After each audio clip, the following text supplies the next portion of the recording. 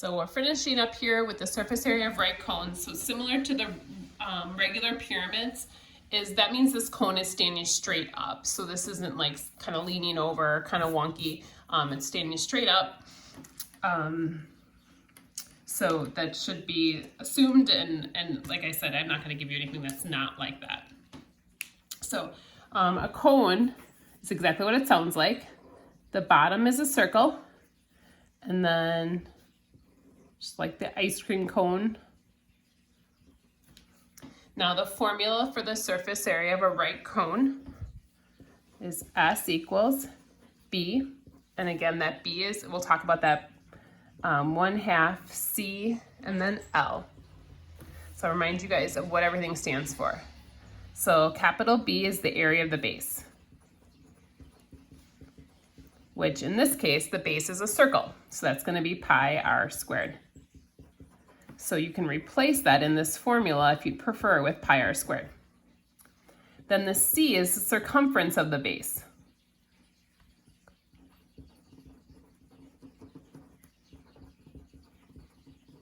Which again, we've known, that's going to be a circle, so 2 pi r. So 1/2 2 pi r, and then times L, which is the slant height, sorry. And again, that's if we are sliding down the side of the cone. Now you might notice I have 2 times 1/2, so those two will cancel. So this is just another formula. It's whatever one you prefer. So I can take those 2's out of it. So this or this. So in this case, I really just need to know the radius and then that slant height. So it shouldn't be too complicated there. Now they might ask you a little bit different question in this case. So like just a little bit trickier of a question. The slant height again is this side here. So they might not give you that information. So same thing with a regular pyramid, and I'll show you what we need to do then.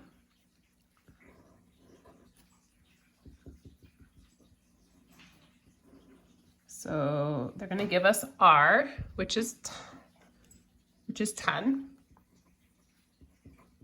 And then they're gonna give us the height of the cone, which is here, which is 24.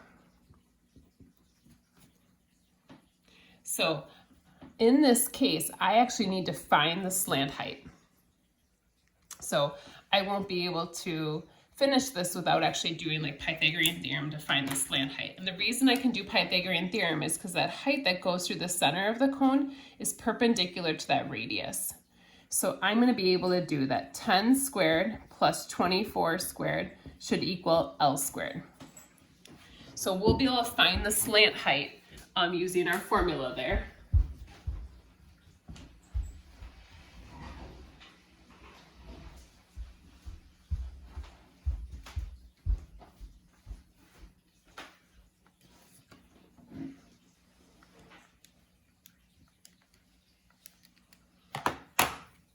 And I get 676 L squared, which means L will be 26. So that will be my slant height. Now I'm going to use that in this formula. So again, rather than using this one, I'm just going to use the way it is here. So pi, the radius is 10 squared, because that's the area of the base, plus pi, the radius is just 10 times the slant height. So this is 100 pi.